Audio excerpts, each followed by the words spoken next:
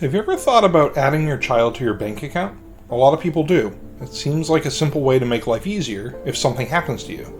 They can step in, pay bills, and avoid the hassle. No need for complicated paperwork, right? Well, here's the thing. What seems like an easy solution can actually create a huge financial and legal problem. And once it's done, it's not always easy to fix. So if you're thinking about adding your child's name to your bank account, let's talk about the 3 big risks that most people don't realize until it's too late.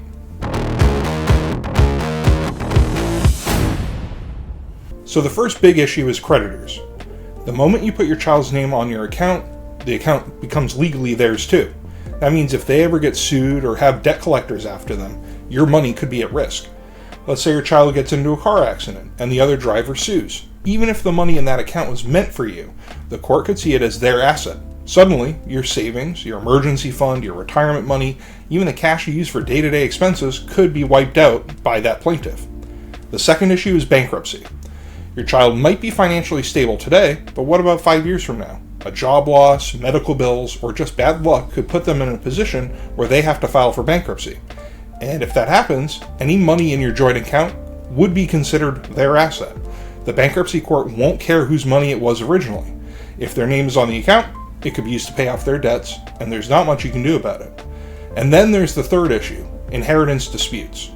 A lot of people think, oh, I'll just put one of my kids on the account. They'll do the right thing by sharing it with their siblings when I pass away. Sounds nice, but legally, they don't have to. The moment you pass away, that money belongs to them 100% as the joint owner. Now, the law does say if it's done for convenience purposes and you really intend for it to be split amongst your heirs, then it would be an inheritance. But that kind of dispute costs a lot of money to litigate with a lawyer, and probably more importantly, it can drive a wedge in your family and make it so that they never talk to each other again. Maybe they'll divide it fairly, but what if they don't? Or what if they want to but can't? Maybe they're going through a divorce, and suddenly their ex is claiming a piece of the inheritance. Maybe they're on government benefits, and inheriting the account disqualifies them. Or maybe they've just decided to keep the money. I've seen families fall apart over this exact issue, and the worst part, it could have been avoided. So what should you do instead? A power of attorney is a much safer option. It lets your child help you with your finances without making them a legal owner of your money. They can step in, pay your bills, assist you when you need it, but there is no risk of creditors or lawsuits or family disputes as long as they're putting your interests first and keeping good records. And if you're looking at long-term planning, a trust is another great way to make sure that your money goes exactly where you want it to without probate, without conflict, and without these unnecessary risks. This is one of those situations where the easy way isn't always the best way.